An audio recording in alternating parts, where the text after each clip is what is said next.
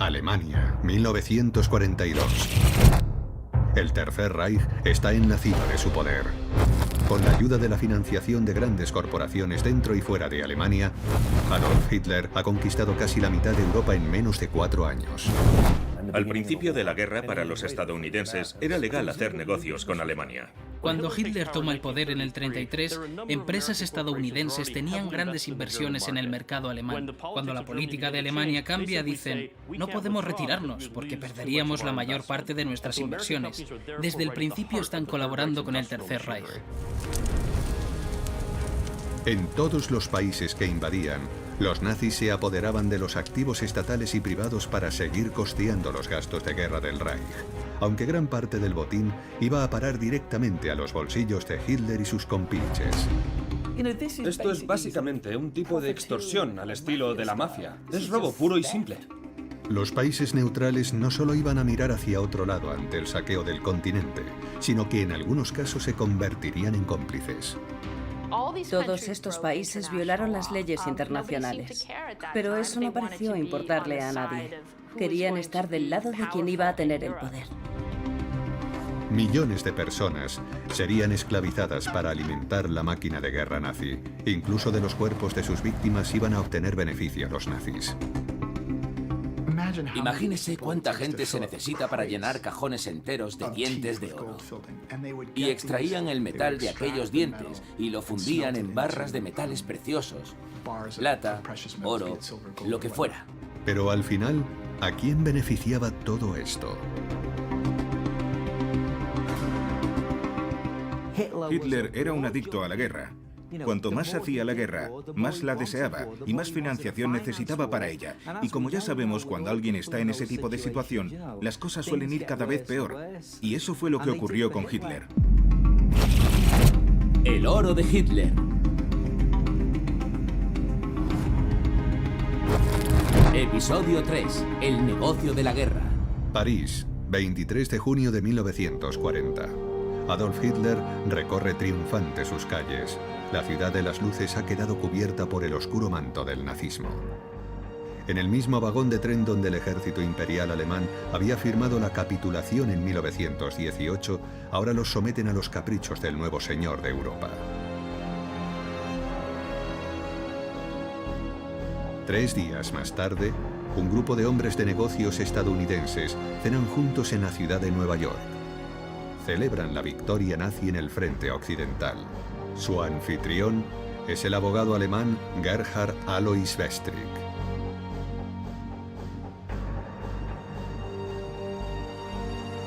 Westrick es una de las figuras más pintorescas de la escena económica y política de este periodo. Era un abogado que en los años 20 había trabajado con empresas estadounidenses en Alemania.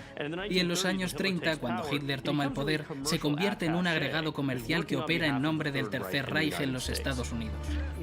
En los años siguientes al nombramiento de Hitler como canciller, del 33 al 39, al principio de la guerra, para los estadounidenses era legal hacer negocios con Alemania. Alemania era uno de los países más industrializados del mundo y los bancos estaban haciendo negocios con ellos.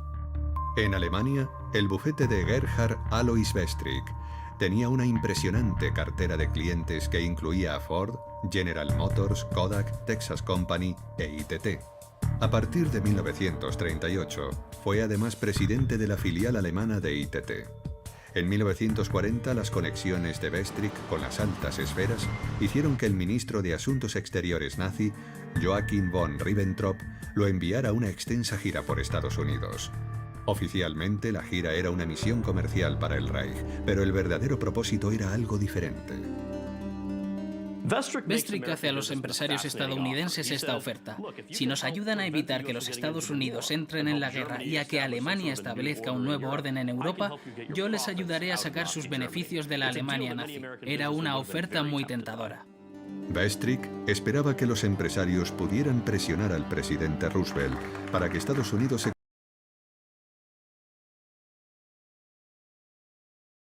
y que también interrumpieran el suministro de armas a británicos y franceses, a los que se consideraban el enemigo a batir.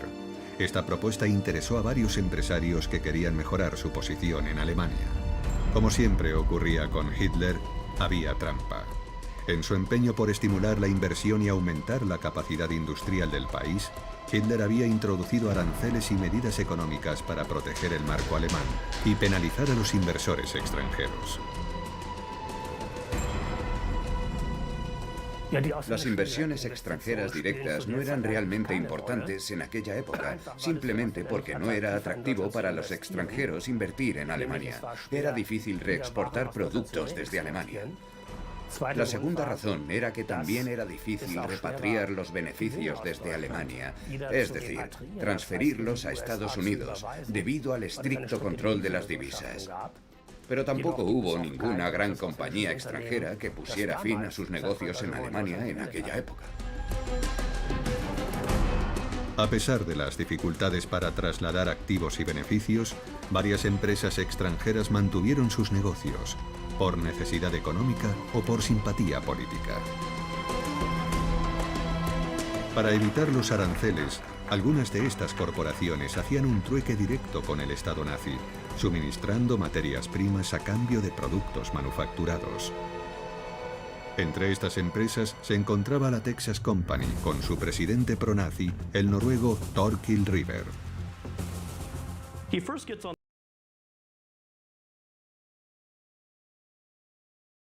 Nazi. Luego, cuando Gerhard Alois Westrick llega a los Estados Unidos, Riber le regala un coche. Y Westrick, en el registro de su licencia de conducir estadounidense, pone la dirección de la Texas Company como su residencia. Hay una conexión entre Riber, la Texas Company y Westrick. Está encantado de hacer negocios con los nazis. Si se siente o no atraído ideológicamente por el nazismo, es algo difícil de responder, pero es evidente que ve potencial de negocio con el Reich.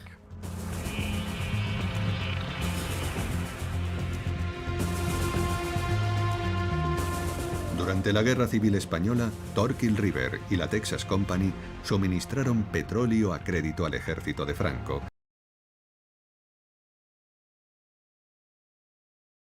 A la llegada de Hitler al poder, Riber suministró petróleo al Reich alemán a cambio de petroleros construidos en los astilleros de Hamburgo.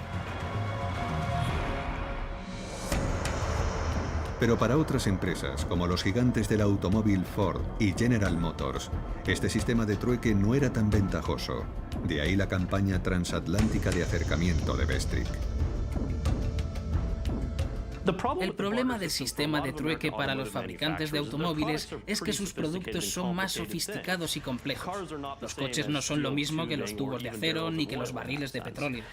Y esa es la razón de que estas empresas tengan difícil sacar de Alemania bienes que les resulten útiles para su negocio. Imaginemos a Westrick en una sala de directores generales diciendo: puedo darle los beneficios que se acumulan en sus cuentas alemanas. Lo que necesitamos de ustedes es un pequeño favor político. Pero la gira de Westrick por los Estados Unidos no pasó desapercibida para la inteligencia británica. Es posible que sus agentes compartiesen la información con sus colegas americanos y la filtrasen a la prensa. Los periódicos estadounidenses se lanzaron con entusiasmo a exponer la conexión entre el agente nazi Westrick y los empresarios estadounidenses y sus planes para influir en el presidente Roosevelt.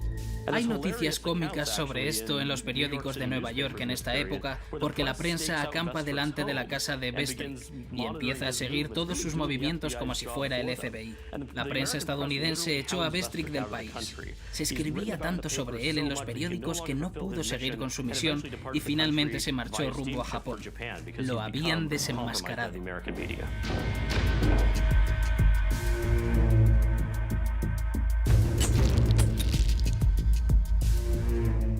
La misión de Westrick fracasó y tuvo que regresar a Alemania a rendir cuentas.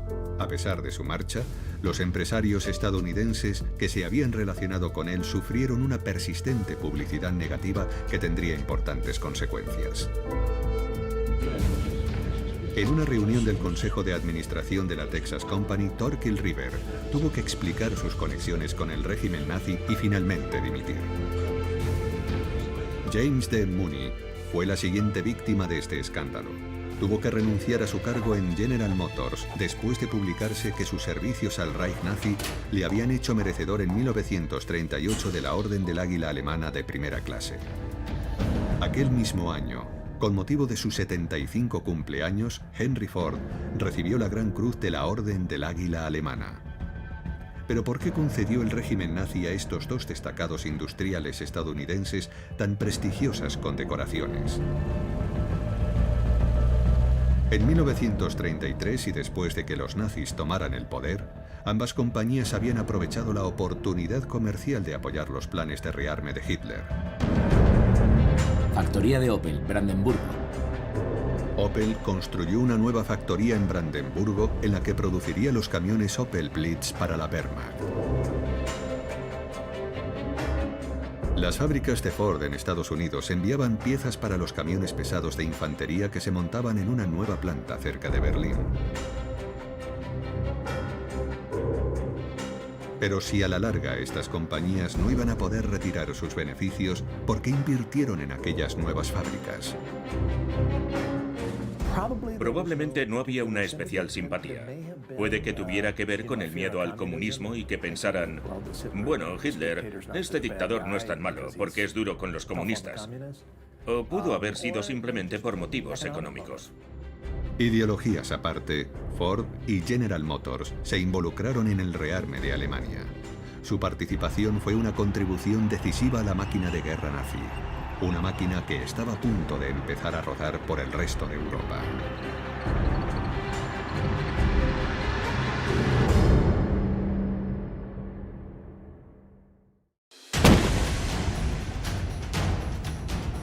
...1 de septiembre de 1939... Hitler lanza su ofensiva relámpago contra Polonia. Gran Bretaña y Francia declaran la guerra a Alemania, marcando el inicio del conflicto más mortífero de la historia de la humanidad. Pero la expropiación por parte de los nazis de las propiedades e industrias de la Polonia recién ocupada no fue del agrado de todo el mundo. La invasión de Polonia no es una gran noticia para todos los financieros de Hitler. Uno de los que más se opone es Fritz Thyssen, que ha estado apoyando al partido durante mucho tiempo, pero ahora dice que no quiere participar en este saqueo. En 1937, 2 años antes, había escrito una carta a Hitler protestando contra la persecución de los cristianos. Y después de la Noche de los Cristales Rotos, renunció a su cargo de consejero por la violencia contra los judíos. Y aún más preocupante para los industriales nazis que la invasión de Polonia fue el pacto de no agresión que Alemania había firmado en secreto semanas antes con su enemigo ideológico, la Unión Soviética. Un hecho curioso es que ese tristemente famoso pacto, en realidad, tuvo su origen en un acuerdo comercial entre los dos regímenes. Todo empieza cuando Rusia da el paso de plantear el acuerdo comercial, que siendo tan opuestos a los nazis es algo que no deberían ni haberse planteado. Pero entonces, Hitler piensa, espera un momento, esto podría ser una luz verde. Puede que estén interesados en un acuerdo político. El pacto Hitler-Stalin también fue muy ventajoso económicamente para el Reich alemán, ya que los dos salían ganando. Los rusos suministraron al Reich materiales que Alemania no tenía en cantidades suficientes, como petróleo, mineral de hierro y otros metales, o incluso cereales y aceite de girasol. A cambio de estas materias primas soviéticas, la Alemania nazi aceptó exportar productos manufacturados a la Unión Soviética, algo que escandalizó a los magnates de la industria alemana. La mera posibilidad de un acuerdo entre la Rusia soviética y la Alemania nacionalsocialista parecía algo inverosímil. Yo siempre había advertido a los industriales, así como a los círculos militares, contra un acercamiento a la Rusia comunista. Para mí ese régimen era el enemigo de Alemania y de toda Europa. Thyssen, uno de los industriales que antes se había comprometido con los nazis, envió un telegrama de protesta a su aliado más cercano en el círculo íntimo de Hitler, el Reichsmarschall nazi Hermann Göring. Esto no les gusta nada a los nazis, que entonces lo expulsan del partido. Se confiscan sus industrias y acaba siendo capturado por la policía del gobierno de Vichy, que lo entrega a las autoridades alemanas. Al final, termina encerrado en una celda y acaba pasando el resto de la guerra en campos de concentración. Aunque hay que decir que sería un preso privilegiado. En cuanto a los empresarios que se mantuvieron fieles a los nazis en los buenos y en los malos tiempos, cualquier objeción al acuerdo con los soviéticos sería acallada por una nueva organización establecida por Hermann Göring. Su finalidad era confiscar y liquidar las posesiones de todos los ciudadanos polacos, judíos y no judíos, y transferirlos a Alemania, directamente a los bolsillos de los líderes nazis y sus socios favoritos. Las empresas y compañías más pequeñas se cierran con el fin de proporcionar a estos cárteles grandes monopolios. Se incautan cuentas bancarias individuales. Se incautan bienes raíces, vehículos personales y objetos de valor como joyas y antigüedades. Todo esto se confisca a muchos de los ciudadanos más ricos del Tercer Reich. Esto es básicamente un tipo de extorsión al estilo de la mafia. Es robo puro y simple. Todo lo que se considera inútil se vende en el extranjero y se convierte en dinero en efectivo, incluido el llamado arte degenerado, que fue incautado según la versión oficial para ser destruido. Lo que hicieron realmente fue vender muchas de esas obras de arte en Suiza y lo vendieron a través de un marchante. Enviaron a un intermediario a Nueva York que montó una galería en la calle 57 y que terminó vendiendo muchas de aquellas obras al Museo de Arte Moderno de Nueva York a precio de ganga. Y después envió el dinero a los nazis, que lo utilizaron para su horrorosa maquinaria de guerra. En esta época, una empresa estadounidense desarrolló una tecnología que permitió a los nazis catalogar todo el botín saqueado de Polonia. La misma tecnología se utilizó para crear un censo de población de todo el Gran Reich alemán. Esa empresa iba a expandirse y crecer junto con el imperio nazi. La empresa se llamaba The International Business Machines Corporation, o IBM. En la década de 1920, IBM había adquirido una empresa alemana, de Homag, que construía máquinas similares a las de IBM, pero debido a sus circunstancias económicas estaba en una situación financiera desesperada. Y entonces llegan IBM y Thomas Watson y la compran a precio de saldo, abriéndose una gran vía en el mercado alemán. Fundada en Alemania en 1910 por Willy Heidinger para fabricar tarjetas perforadas para máquinas tabuladoras. En 1923, el 90% de la empresa fue adquirida por el empresario Thomas J. Watson, que la fusionaría con la filial alemana de su empresa IBM. Cuando Hitler es nombrado canciller en 1933, IBM de Homag ofrece sus servicios al nuevo gobierno nazi. Hay que entender la obsesión de los nazis con los números. Se ven a sí mismos como un régimen tecnocrático. Quieren saberlo todo sobre su población. Y también sobre la población de los países que van a ocupar y sobre los territorios que necesitan un cambio demográfico. La tecnología de IBM se utiliza en Alemania para empezar a contar la población y organizarla de maneras demográficas óptimas. Se ve una relación muy clara entre este interés del gobierno alemán por empezar a contar a sus ciudadanos y conocer la demografía, en lo religioso y en lo racial, y en todo lo que ocurriría durante el Holocausto.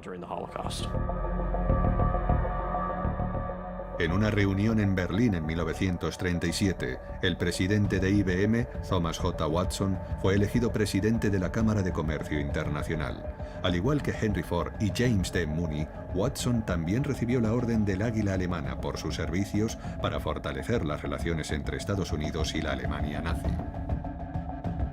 Pero cuando los nazis empezaron a invadir los países vecinos, Watson, a diferencia de Ford y Mooney, denunció el régimen de Hitler y devolvió su medalla. Cuando Watson devuelve su medalla, de Homag se indigna porque es una bofetada al gobierno alemán que puede afectar a su negocio. Y ahí se empieza a distanciar de Homag y Alemania y la empresa matriz de IBM en los Estados Unidos. Ese distanciamiento va a ser lo mejor para IBM, porque de Homag va a seguir trabajando para el gobierno alemán. Con la guerra en marcha, Alemania centra por completo toda su economía e industria en la producción militar.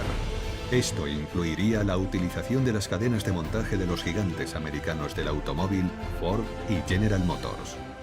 Después de la invasión de Polonia, Ford y General Motors ven que están perdiendo el control de sus fábricas.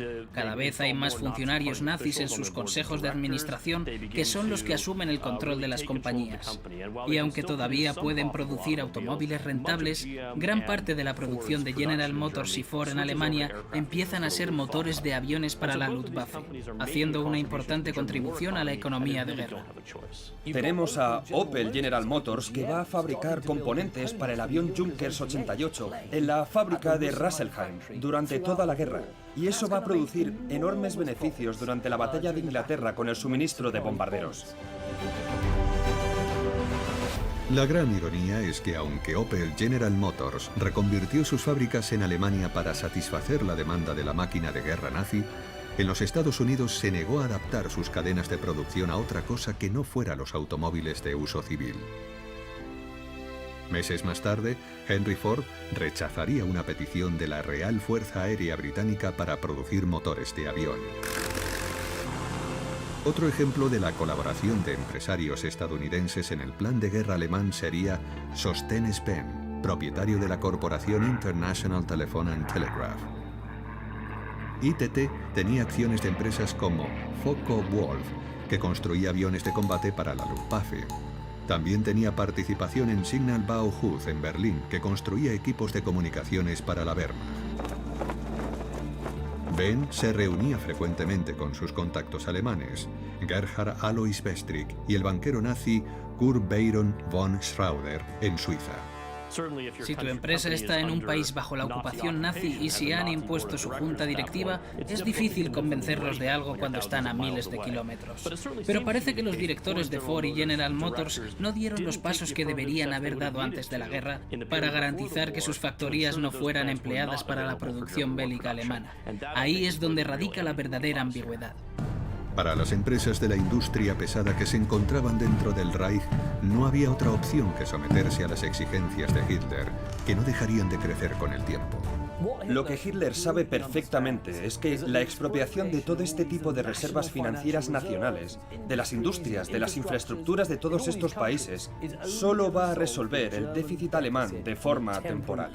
Pero es como un drogadicto, sabe que va a tener que conseguir más y más y más para satisfacer esa adicción al crédito que tiene.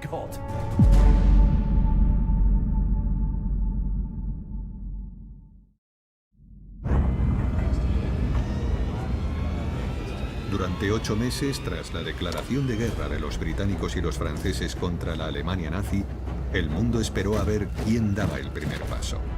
El 9 de abril de 1940, Hitler ordena a sus tropas la ocupación de Dinamarca y Noruega con el pretexto de proteger a estos países de la agresión anglo-francesa.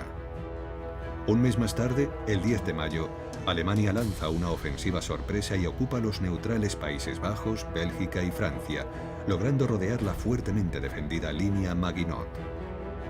Pero incluso con la protección de la línea Maginot, el 22 de junio los franceses fueron aplastados y obligados a firmar un humillante alto el fuego en el mismo vagón donde los alemanes habían firmado la rendición al final de la Primera Guerra Mundial. Con toda Europa occidental continental bajo la ocupación nazi, Hitler tenía incalculables recursos a su disposición. Entonces les aplicaron un buen número de impuestos. Los franceses tenían que pagar algo así como el 20% de su Producto Nacional Bruto a Alemania. También crearon un sistema en estos países ocupados, lo que llamaron el Gran Reich alemán en toda Europa. Crearon un sistema de cambio por el cual siempre obtenían un cambio favorable al marco alemán de cualquier moneda que se estuviera transfiriendo. Y eran unas condiciones realmente abusivas. Los nazis dieron con una forma simple pero ingeniosa de sacar las reservas de oro y divisas de los países que ocupaban. Lo que hacían era tomar lingotes de oro, los refundían y les grababan el símbolo alemán. Hay historias increíbles sobre esto. Los belgas mandaron su oro a África para protegerlo, pero los nazis se apoderaron de él. Lo llevaron de vuelta a través de Suiza y lo refundieron. Fue una operación espectacular. Pero el hecho de que llegaran a estos extremos para ocultar ese robo me parece increíble.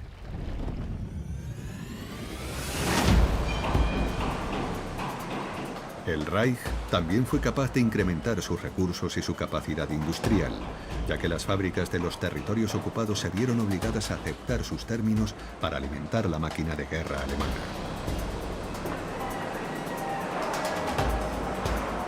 Todo esto fue orquestado por importantes industriales alemanes que colaboraban con la causa nazi. Sabemos que cuando comenzó la guerra, Gustav Krupp y otros 2 industriales se sentaron alrededor de un mapa y con esos pequeños alfileres con la cabeza roja o verde empezaron a clavarlos sobre las fábricas de Francia y los Países Bajos. Esta es para mí, esta para ti. Ellos eran quienes habían financiado la guerra y todas esas fábricas eran su recompensa.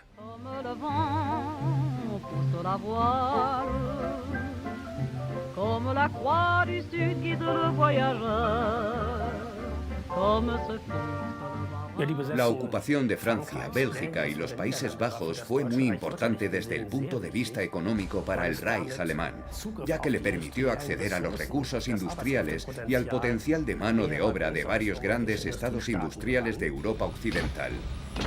Francia, pero también Bélgica y los Países Bajos, se convirtieron cada vez con más frecuencia en receptores de contratos externalizados.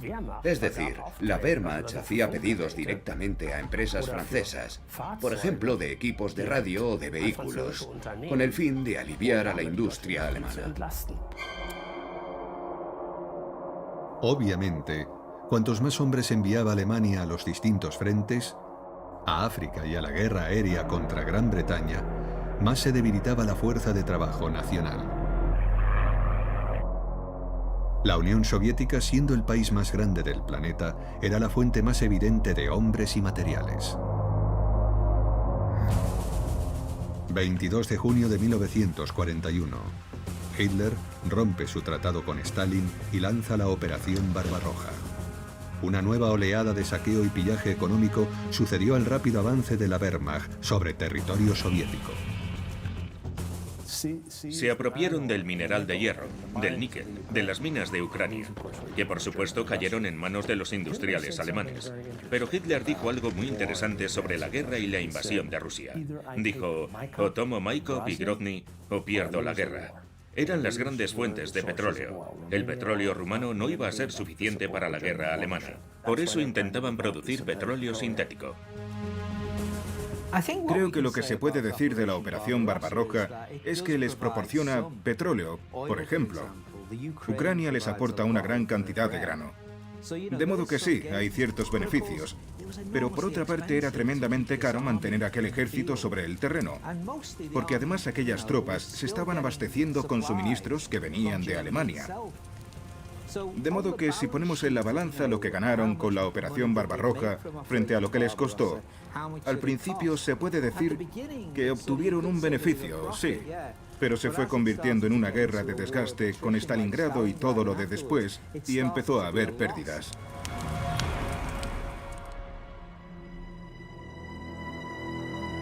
Mientras los alemanes se hacían con el control de los vastos recursos del Imperio Soviético, el 7 de diciembre de 1941 su aliado, el Imperio japonés, lanzó su ataque por sorpresa contra la base estadounidense de Pearl Harbor, en Hawái.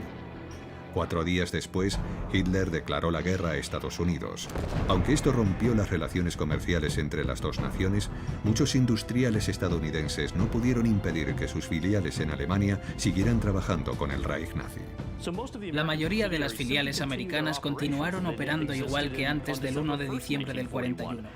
No vemos que hubiera ningún cambio importante. Esto se debe a que esas empresas alemanas se han liberado del control estadounidense. Para entonces el partido nazi ya domina los consejos de administración y han ordenado que estas empresas participen en la guerra. Así que muchas de ellas ya no podían hacer nada si no querían dejar de operar en Europa. Así que como vemos, en esta etapa ya no podían hacerlo. Pero hubo algunas empresas estadounidenses que siguieron haciendo negocios voluntariamente, violando la ley de comercio con el enemigo de los Estados Unidos. Empresas como Standard Oil. Una pequeña pero peligrosa minoría de industriales que quizá buscan beneficios extra o continuar con los negocios como de costumbre.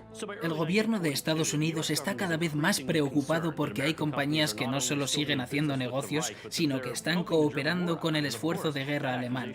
Y esa acusación es cierta. Empiezan a investigar a todos los que tienen relaciones corporativas con el Reich y señalan a Standard Oil, ya que mantiene mucho volumen de negocio.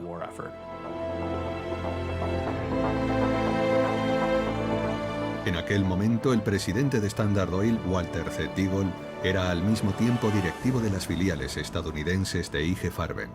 La unión de estas compañías era conocida como Standard IG. Comparten patentes y ayudan a IG Farben a incrementar el octanaje de su gasolina. Y eso va a ser muy importante más adelante para la Luftwaffe y otros cuerpos de ejército alemanes. Después del ataque a Pearl Harbor, la Marina de los Estados Unidos solicitó a Standard Oil que le proporcionara materiales sintéticos vitales. Incluso después de la declaración de guerra de Estados Unidos contra Japón y la Alemania nazi, Walter Z. Deagle se negó a incumplir los acuerdos que tenía con IG Farben.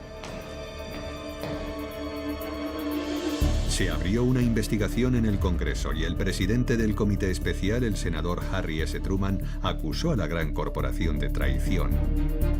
Entonces Deagle hace un trato con el gobierno americano. Standard Oil es un agente tan grande en la escena económica que no quieren castigarlo más en plena Segunda Guerra Mundial. Al final Deagle acepta renunciar a su puesto en Standard Oil y el gobierno de los Estados Unidos acepta no tomar medidas contra Standard Oil, como la aplicación de las leyes antimonopolio u otras formas de castigo. Pero Standard Oil no es la única compañía petrolera que desarrollará este tipo de actividad en Alemania. Texas Company seguirá haciendo envíos a Alemania durante años. Después del comienzo de la Segunda Guerra Mundial, un hombre de la Texas Oil llamado William Rhodes Davis comienza a vender petróleo mexicano al Tercer Reich hasta que el bloqueo británico impide que sus petroleros lleguen a puertos alemanes. Y así vemos cómo la industria petrolera estadounidense está dispuesta a proporcionar este recurso al Tercer Reich, incluso después del comienzo de la guerra. El gobierno de Estados Unidos congeló con éxito los activos de muchas empresas que trataron con los nazis, cortando importantes vínculos con la cadena de suministro de la industria alemana. Ahora que está librando una guerra contra dos de los países más grandes y con más recursos del mundo, Hitler necesita más que nunca a sus amigos de la industria y las finanzas.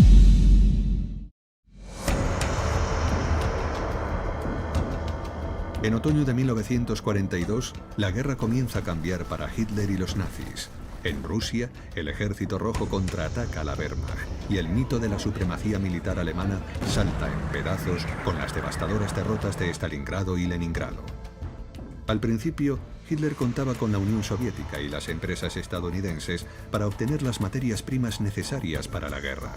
Pero ahora, con estos problemas, solo puede contar con unos pocos aliados cercanos y con otros regímenes fascistas para ello. Portugal era un país neutral, pero lo dirigía António Oliveira Salazar, que era un dictador fascista. Así que los nazis le compraban wolframio y otros recursos importantes que necesitaban para su maquinaria de guerra. España era importante como proveedor de wolframio, un metal escaso y caro, esencial para la guerra. Suecia proveería mineral de hierro, sin el cual no se podría producir acero. Y Suecia era la fuente de hierro para el Imperio Alemán.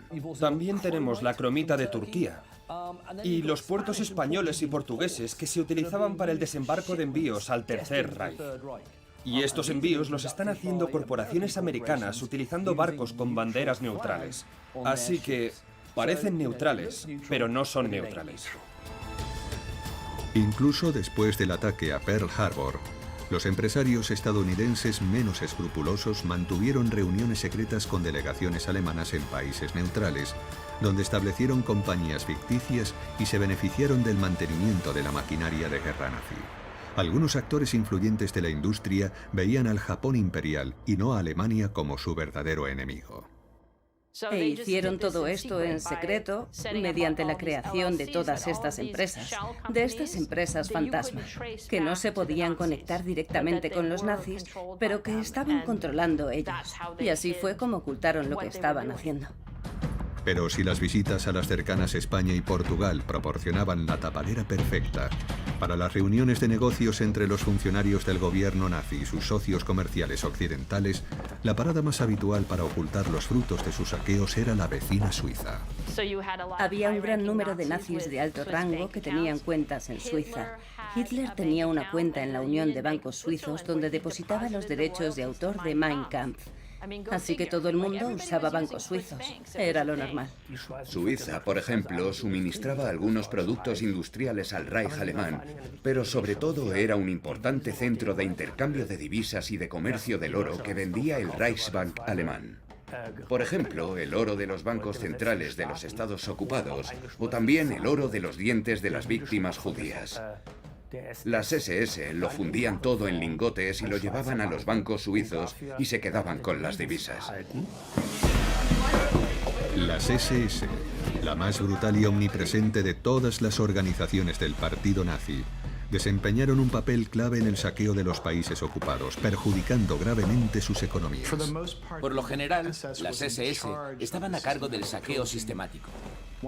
Una vez que la Wehrmacht había invadido un país, la administración civil pasaba a las SS, la organización en la retaguardia, y las SS se encargaban del saqueo, pero también de suprimir a los partisanos y demás.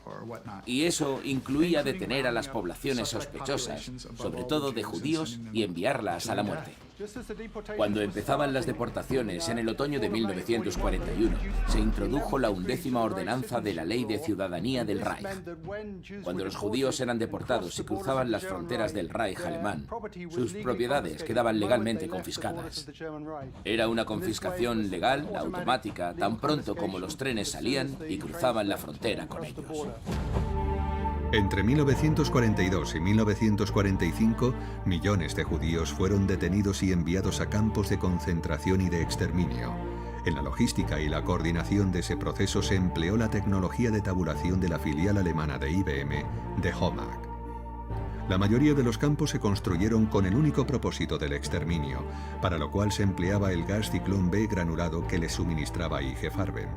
Antes de ser ejecutados, los prisioneros eran despojados de todas las posesiones que aún pudiesen conservar, pasando a ser propiedad del Reich nazi. Era un siniestro proceso de recolección de bienes u objetos de valor que los judíos hubieran logrado llevar consigo a los campos de concentración. Se lo quitaban todo, incluyendo cualquier cosa que hubieran podido esconder en cualquier orificio corporal. Les extraían los dientes de oro, les cortaban el pelo, todo. Los nazis lo aprovechaban todo. Incluso utilizaron su piel para hacer lámparas. Es realmente repulsivo. Pero no desperdiciaron nada.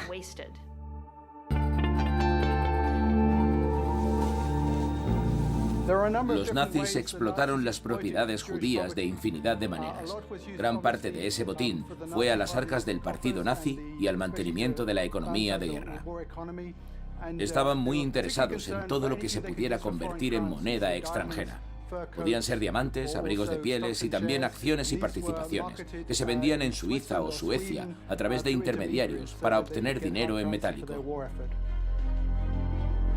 Este proceso de robo y asesinato fue muy devastador en Polonia, donde el exterminio de más de 3 millones de judíos entre octubre de 1941 y noviembre de 1943, al que se denominó Aktion Reinhardt, fue supervisado por el jefe de las SS y la policía, Odilo Globocnik. De acuerdo con la documentación existente de Aktion Reinhardt, Globocnik envió 178 millones de marcos a la tesorería del Reich, que sería todo el dinero recaudado en los campos de exterminio. Ahí se puede ver partidas de pelo que fueron reciclados, todo tipo de prendas, zapatos e incluso lingotes de oro y otros objetos valiosos que fueron enviados al Reichsbank en Berlín. Una contribución igualmente inhumana de las SS fue la forma en que organizaron una fuerza de trabajo esclava al servicio de la economía alemana y su esfuerzo bélico. A mediados de 1930, el Reichsführer de las SS, Heinrich Himmler, estableció una relación con el arquitecto Albert Speer, quien gozaba del favor de Hitler y diseñó proyectos para su visión del Reich de los 1000 años. Entre ellos estaban el Estadio Olímpico de Berlín, el campo de congresos nacionales del partido nazi de Nuremberg, la Cancillería del Reich y el Pabellón de la Gloria de Hitler, donde pretendía celebrar su victoria final en la Segunda Guerra Mundial. En marzo de 1942, Adolf Hitler sorprendió a todo el mundo al nombrar a Albert Speer ministro de Armamento y Producción de Guerra. Lo interesante que tiene Speer es que es una especie de tecnócrata. Es una de esas personas que aprende sobre la marcha y que llega a ser realmente excelente en ese papel de ministro de Armamento y Producción de Guerra. Con Speer la producción se duplica en un año. Los trabajadores alemanes sanos habían sido reclutados para luchar en el frente, provocando una escasez de trabajadores en la industria armamentística. Speer confió a las SS el suministro de materiales y de mano de obra de los campos de prisioneros para mantener las líneas de producción cruciales del esfuerzo bélico nazi. Por eso los principales campos de concentración y de exterminio se situaron cerca de grandes núcleos industriales. I.G. Farben habló con Himmler. Esto fue después de la caída de Polonia y le dijeron: hay un lugar justo aquí, y señalaron el mapa. Convergen 3 ríos y hay un yacimiento de carbón cerca. Tenemos la intención de construir aquí la mayor factoría de caucho y petróleo sintéticos del mundo. Y usted puede conseguirnos mano de obra esclava. Ese fue el origen de Auschwitz. Había una clara distinción entre el trabajo forzado y el trabajo esclavo. El trabajo esclavo era el que hacían los prisioneros de los campos de concentración y otros que eran tratados como prisioneros. Judíos que se enfrentaban a una muerte casi segura trabajando para los nazis. El trabajo forzado se refiere a los trabajadores del este y a los occidentales que llevaron a Alemania para trabajar en fábricas. El índice de mortalidad entre los trabajadores forzados era de un 10%. Esto significaba que las empresas alemanas de producción de armamento, ya fueran empresas nacionales o antiguas filiales estadounidenses, tenían que pagar a las SS por el uso de mano de obra forzada o esclava. A medida que el ejército alemán perdía impulso, este tipo de mano de obra era más sacrificable. Al principio hacían marchar a los prisioneros desde los campos de concentración a las fábricas cercanas y después de la jornada de trabajo volvían a los campos. Pero esto era poco práctico. Al avanzar la guerra se establecían secciones o pequeños campos de concentración en las grandes fábricas. Así los prisioneros permanecían allí todo el tiempo trabajando. En 1945, cuando los aliados liberan las plantas de Opel y de Ford en Colonia, se encuentran a trabajadores esclavos hambrientos y temblorosos que no solo han sido obligados a fabricar piezas para aviones y otros materiales bélicos en contra de su voluntad, sino que además habían sufrido los bombardeos aliados porque se trataba de instalaciones esenciales que tenían que ser destruidas. El uso de trabajo esclavo hizo que muchas industrias perdieran dinero, porque la calidad y el ritmo de producción bajaron. No es más rentable, es menos eficiente. Un empresario alemán no pensaba en los beneficios de la mano de obra esclava, sino en costes de productividad. Y los costes de productividad son mucho más altos con una mano de obra esclava no cualificada y desmotivada, incluso si se les paga mucho menos que a un trabajador alemán cualificado, especialmente en una cadena de montaje de fuselajes para aviones. Los obstáculos para la producción y el mantenimiento de las líneas de suministro alemanas empezaban a ser insuperables. Mientras las pérdidas alemanas en el frente aumentaban rápidamente y el éxito y la prosperidad se convertían en un recuerdo lejano, el apoyo al belicismo y al fanatismo nazi dentro de Alemania por fin empezaba a decaer.